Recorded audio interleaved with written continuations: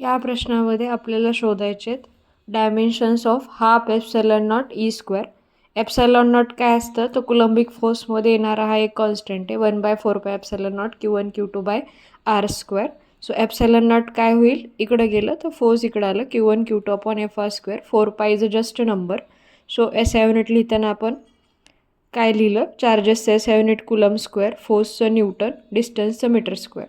Electric field काय असतं, force by charge, त्याचं युनिट काय झालं, न्यूटन पर कुलम.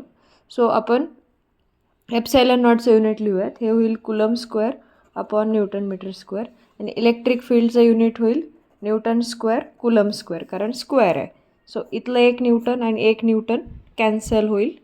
सो हे कुलम स्क्वेअर डिनॉमिनेटरला आहे, म्हणजे हे असं आहे coulomb square upon metre square, 1 newton शिल्लक upon coulomb square. That coulomb square get cancel.